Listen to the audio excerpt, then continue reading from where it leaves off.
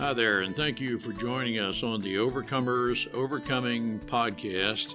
We feature those who are in the process of overcoming or have overcome any type of life encounter, life obstacle that at the time seemed to be almost insurmountable.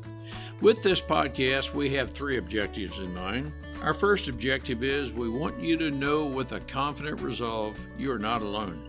We want to work with you. We want you to know there are others who are working with you, who want to help you through whatever you are encountering, and together we will get through whatever you're experiencing. Our second objective is there are multiple options for any life encounter you are facing. We want to help you develop a resolve that there are various options and solutions to any life dilemma. Our third objective is to help you with critical thinking skills. If you're encountering something that was possibly a decision you made sometime in the past, and if you had the opportunity for a life redo, you would make a different decision. We want to help you with those critical thinking skills that can help you make an informed decision and not encounter what you're going through at the moment. We are the Cooper Culture, a veteran-owned business. We work with business personnel and families to develop and sustain connected relationship cultures within their families and organizations. That type organization is one where people feel wanted, appreciated, and genuinely a part of that organization. I'm with my wife and business partner, Marty, who is helping me facilitate this podcast. Today we feature Harris Cooper, no relation that I know of, where we discuss work culture. Harris, at the time a GS-15 with the U.S. government. We talked about culture and people and having a relationship and environment where people function well together. We discussed one part where he did have to confront a couple, as it turned out, married couple, who went through a process. They didn't like the measures he was recommending, but had to stick by what was the standard. But Marty, I know you were not able to participate in the podcast because of a previous commitment, but let me pose to you, if you were in a situation, in a work environment where the supervisor, somebody said, Marty, can I talk with you? At that moment, you know it's about something that maybe you just sense. It's about needing a correction. But let's just assume the tone of voice and the environment, everything was correct, it was good, but you just felt that, okay, this is about something about your performance, something about showing up on time or something. Tell me what, for your personality, which I know you're very relationally oriented and you are somewhat of a behind the scenes or an introverted type person, what is a good environment for you and people like you? Well, Ron, I can relate a story. When we were stationed at Homestead, I worked in the legal office. There was a time when, not every day, but a few days here and there, I would be a little bit late, not a lot. I don't know for what reason, because we didn't live that far from the base. But anyway, the deputy general counsel came to me and said, I need to talk to you about something. And she goes, we really like your work, but you've been late off and on throughout some days. Is there anything going on? And her tone was very soft. She had good tonality. She had a good process of talking to me. She was very caring because she said, we really like it and we know you like your job. And I did. I loved my job. I don't know what the reason was. But anyway, she talked to me and I felt like she really cared and was trying to figure out if there was something going on, personally or just with the job, people, whatever it was. After that, I took her acceptance of me and I determined not to be late again. You see, that's a perfect way to respond to a person who has the right tone, the right environment, and yes, you change your standards because this person knew that you had a good work ethic, but maybe something is keeping you from arriving to work on time. That's what Harris and I discuss in this podcast.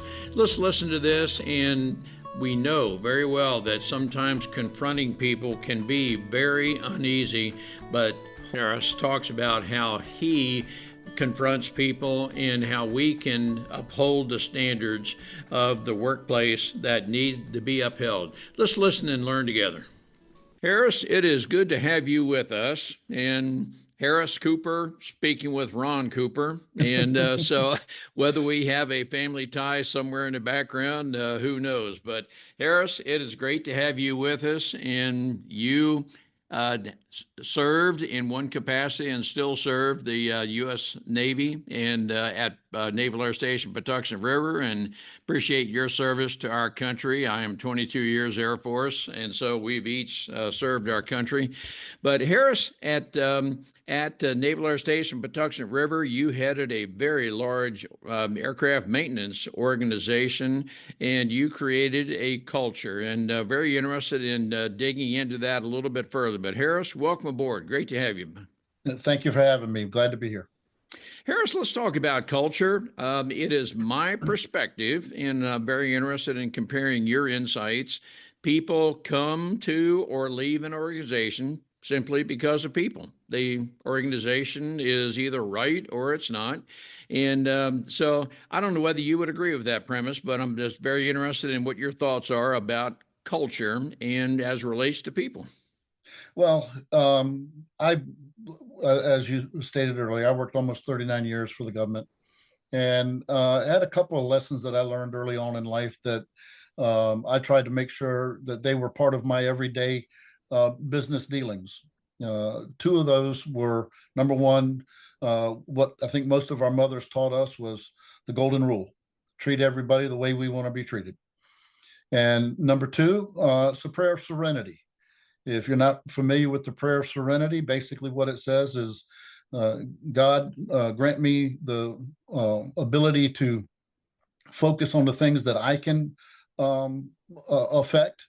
The ones that I can affect, I turn them over to you, and give me the wisdom to know the difference between the two. And so, and those were the kind of things that I would portray to the people that came to work for me while I was in a management role. And the things that I basically tried to portray to any of my managers whenever I wasn't in a manager role. So, and then early on, I ended up working for a supervisor that he was an older gentleman. So, I looked at him as a very wise man.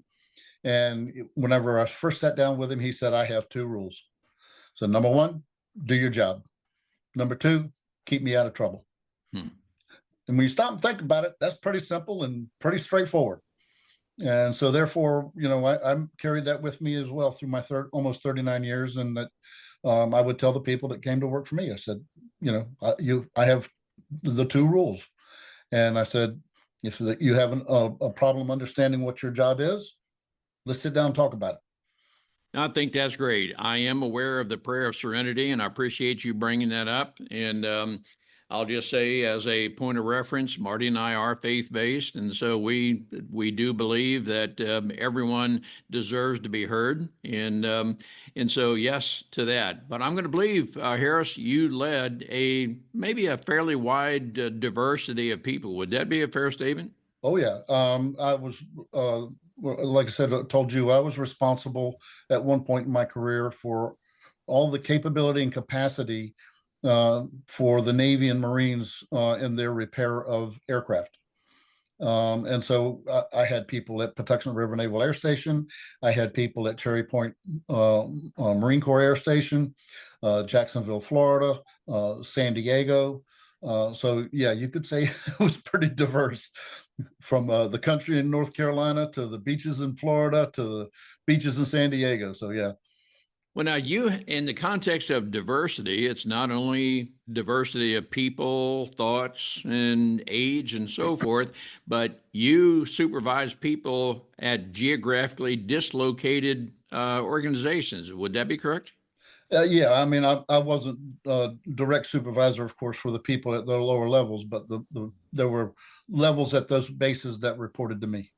But at least I would say that those who were not geographically located, you probably developed procedures, processes that applied to each one of those organizations. Yes, I did. The last thing that I did before retiring was I actually reestablished the apprenticeship programs for those facilities.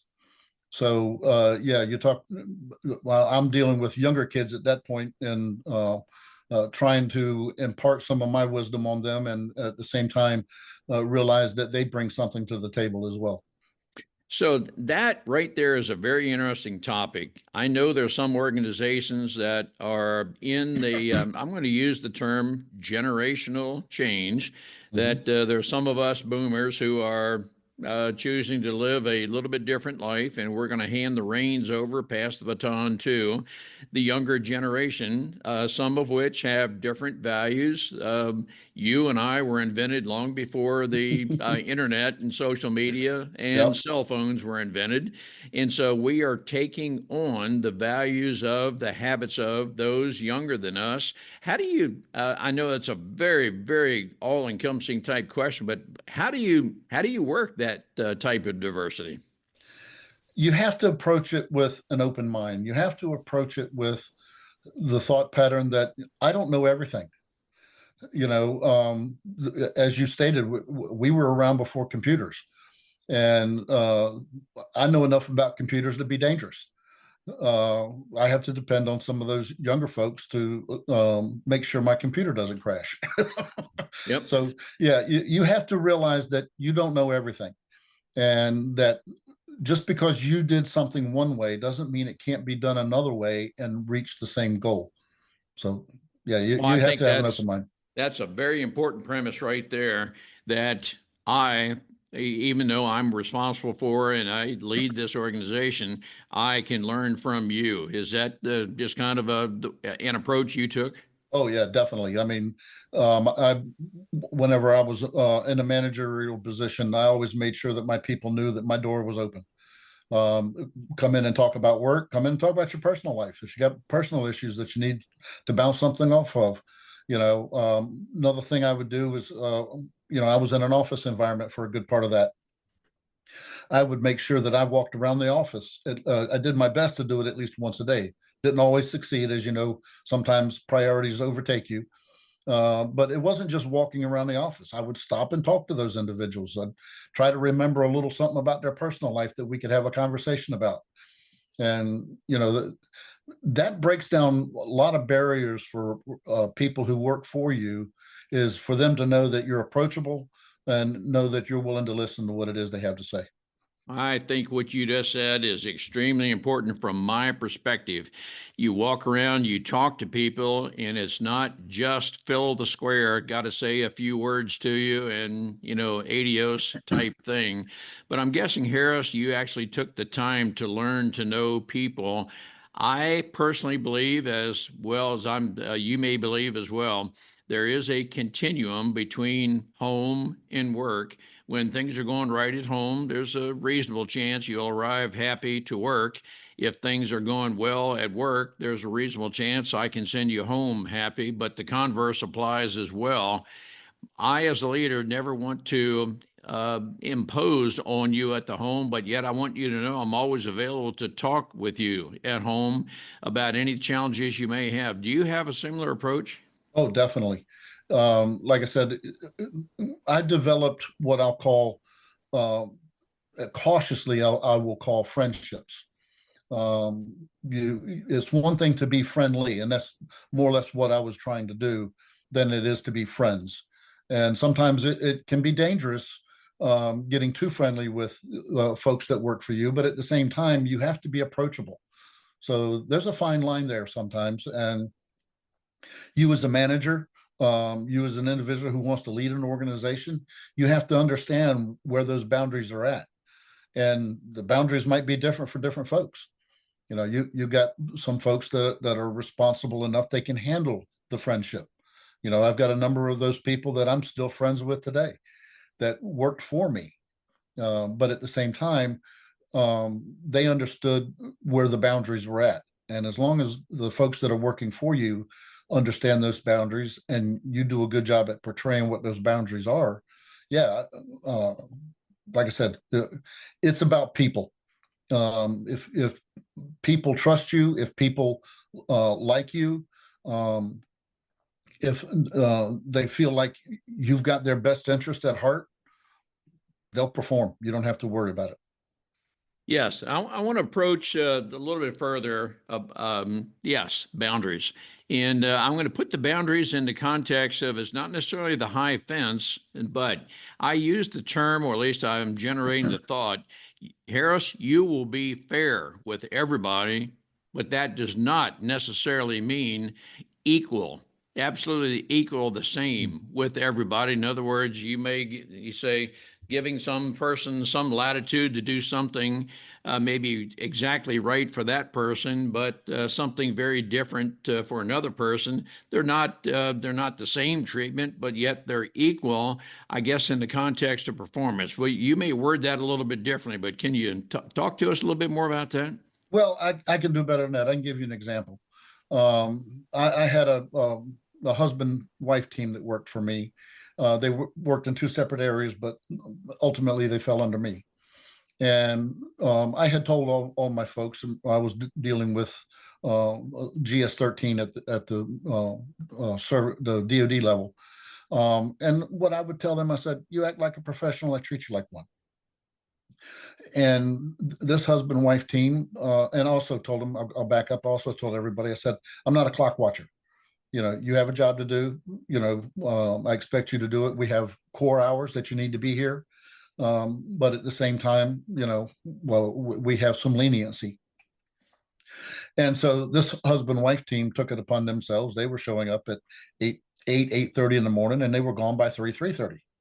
Well, you do the math, that doesn't add up. Right. So it took a few instances of me getting their supervisors to say something to them, but they finally got the message. And it was amazing how many people in the office that were not part of that knew what was going on, saw what was going on, and they actually came to me after the fact and said, thank you. And, that was treating them fairly and not necessarily the same as everybody else. Does that make sense? Oh, it does. I totally agree with you. Would it be a fair statement, Harris, if we were to overlook, like you're this couple, if you were to overlook that and at least mentally excuse it, that then can be interpreted as the lower standard for your organization? Oh yeah, definitely. Other people see what's going on. There's very few people in life that are brave enough, boisterous enough, whatever term you want to put on it, to speak out about something they see somebody else doing. But yet that thought's in their head. Oh, I see Joe over there. He can come in at 8 o'clock. Maybe I can come in at 8 o'clock when the work hours started at 7. Or hey, I'll just slip out early today. I won't worry about it because Joe's getting away with it. Oh, that's right on. Now, for some, the very, very uncomfortable topic of confrontation.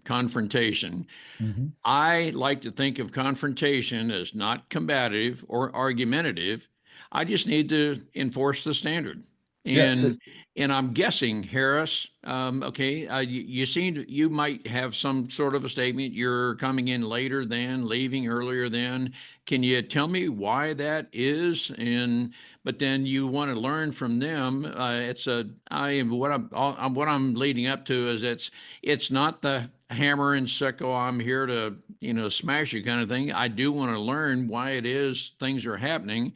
And in the context of fairness, all right, well, maybe, but maybe to do things the way we do things here, to arrive on time and so forth, maybe you need to get to bed earlier or whatever it may be. But how do you approach confrontation?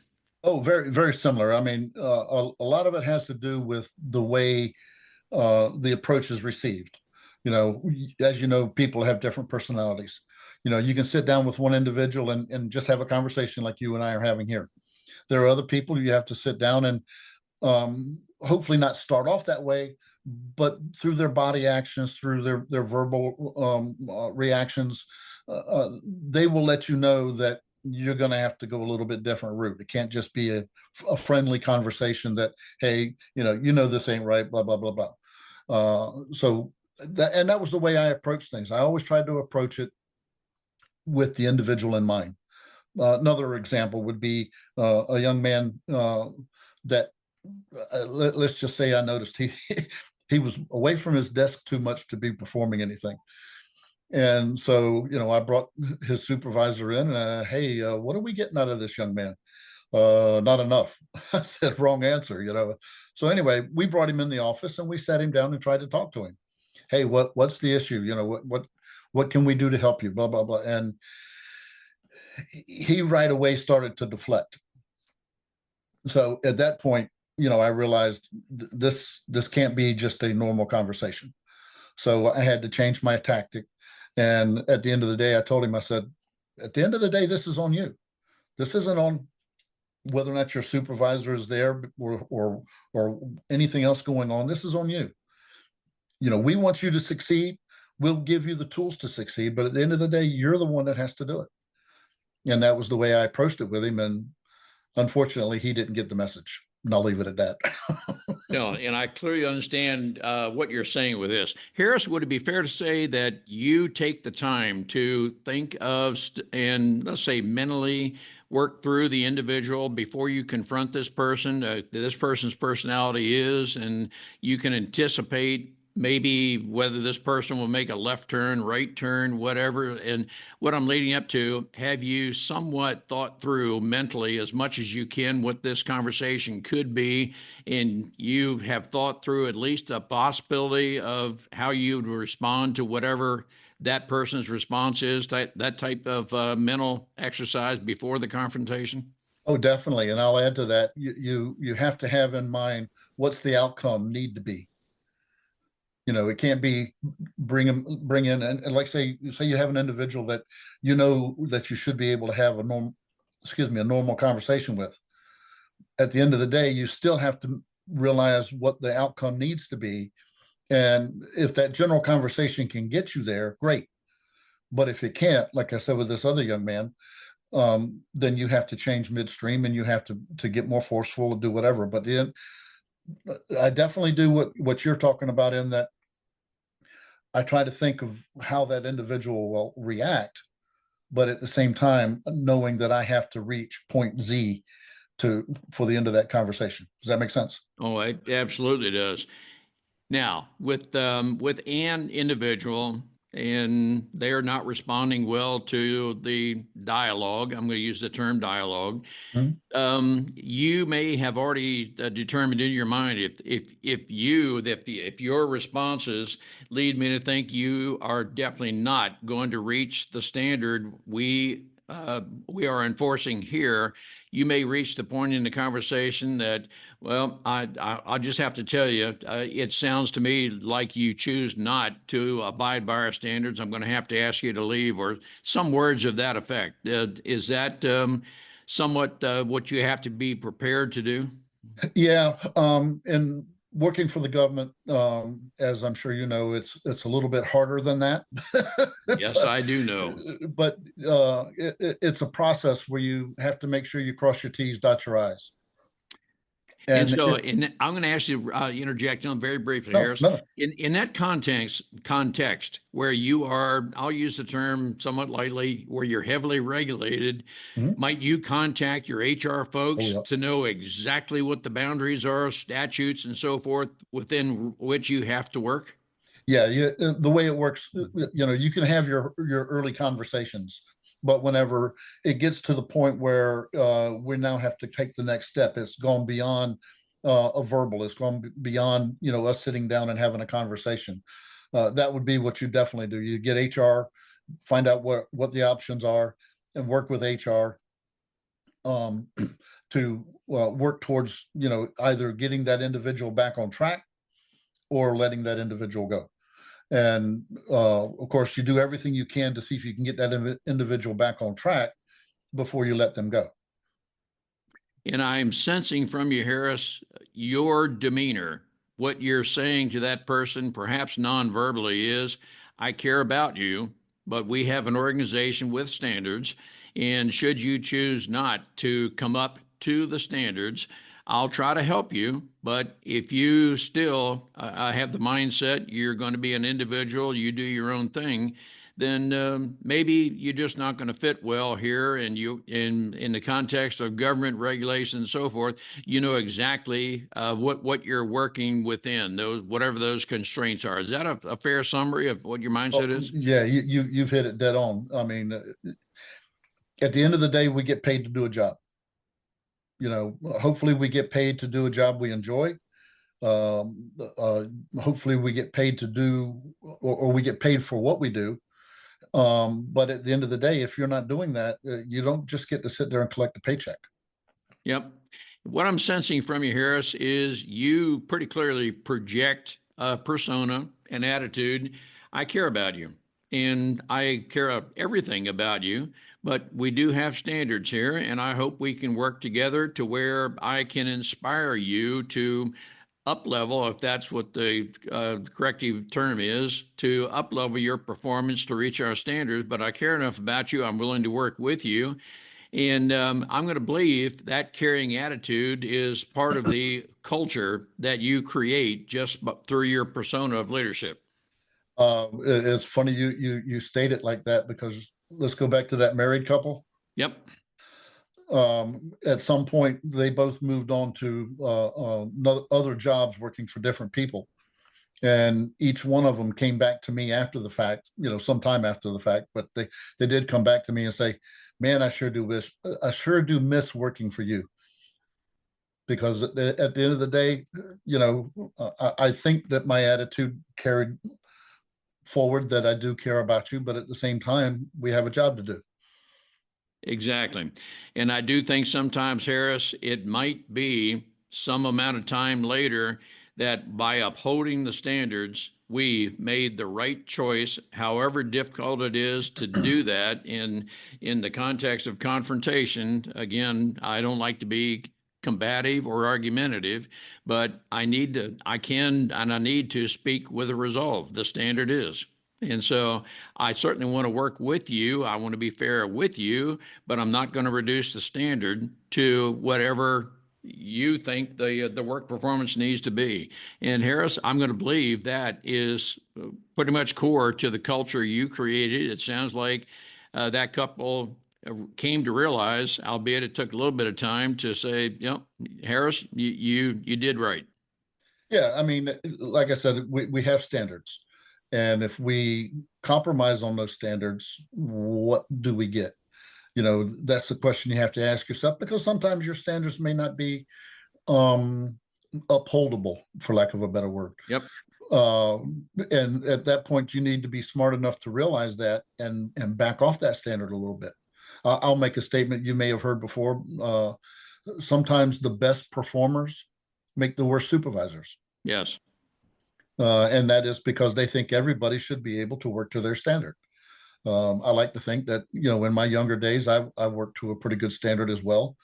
And whenever I managed to get my first promotion off the floor, I was a machinist by trade. But when I got my first promotion off the floor, I made myself a promise: never forget where I came from. And to this day, some 40 years later, if I'm where some of those guys that I worked with on the floor are at, and I pick up the phone and say, let's go have a beer, what time, where? And that to me, I'm most proud of anything, is that, excuse me, those people still respect me enough to realize that I never forgot where I came from. And that's very important. Maybe we'll bring this in for a landing with you, expounding on that a little bit. I'll never forget where I came from. Harris, were you born with the mindset of leadership talents and traits that you have, or would you say it's a learned skill, maybe through people association, reading, that you have evolved and grown to the state you're in? And some people think that, well, you're either born a leader or you're not. And I'm just curious what your insights are on that. Well, to some degree, a little bit of both. I think being a leader is about your personality. Um, uh, being a little forward, or not being scared of stepping out. I was never afraid to step out. I learned a lot from my father. My father taught me a lot about being a leader. One of the things my father taught me and my brother early on, he said, I don't care if you're a ditch digger, be the best ditch digger you can be. And so, I'll go back on my career. I started off as an apprentice machinist. That's about as low as you can get. Yeah. Okay. And like I said, I worked myself up to where I retired as a GS-15. Did I aspire to that from the day I went in? No. If you'd have told me, heck, within the first 10 years of my career that would be where I would end up, I'd ask you what you were smoking. But the thing was that I would get into a job, and then I would realize, hey, I can do the next level. And so, I always went into a job with a leader mentality, but also with a follower mentality as well. I didn't want to burn any bridges. I didn't want to make anybody mad without good cause. So yeah, I think leadership is a combination of your environment that you grew up in and your personality. Oh, I totally agree with that. I think there's some of us who might say, I want to be, and I'm going to follow those who are where I want to be. I'll learn how to do what I want to do. I just know that I hope to do something. And it sounds like you were able to look at those who were where you wanted to be, and you became that person. Well, and again, I look for the best qualities in those people, not just the fact that they were where I was at. Yep. Or And where so, I wanted to be, I should say. oh no, I think that's exactly what it is. You look for those character traits. You look for the positive things that got them to where they are, and you build on that. It sounds like. Yeah, too often in my career, I've seen people that either one, get promoted too young, or number two, are promoted beyond their capabilities. And right there. Yep. And There are some people that you've got time and grade, therefore we're going to promote you, not necessarily based on ability. right. And when that happens, those people in leadership tend to cover up for their inequities by being overly harsh, overly hard on people. That to me is as dangerous to an organization as anything I can think of. I wholly agree with you. Harris, congratulations on where you are, but I'm a believer that the best is yet to come, even yet, no matter where we are in life. I appreciate and I thank you for the inspiration you have been, you are to others. And culture is, I believe, caring about other people and having the right talents, but yet the attributes and the character qualities that inspire people to be their very best. Thank you for having me, and don't be a stranger. Look forward to future conversations. I appreciate that, Harris, and let's continue the dialogue. We appreciate everything you're doing. Thank you. God bless. God bless you. We appreciate having the opportunity to share our and our guests' life experiences with you. The Cooper culture advances organizations to achieve and sustain high retention rates, connected communication, and trust through personality insights and principled leadership. You can contact us at our website, thecooperculture.com, and you can contact us directly at ron@thecooperculture.com or Marty, MARTY, at thecooperculture.com. We work with you to help assess aspects of your culture to advance the environment and people to their best performance. We do that through our staff of certified personal performance coaches, leadership trainers, keynote speakers, and personality behavior experts. You can book a speaking engagement directly through our website by contacting us at ron@thecooperculture.com. We look forward to sharing our life experiences with you, some of which are profound, some of which are pretty funny. Some of those life experiences are ones we'll never do that again because we've been through stuff. We truly look forward to working with you, speaking with you, helping advance you in any way that we can.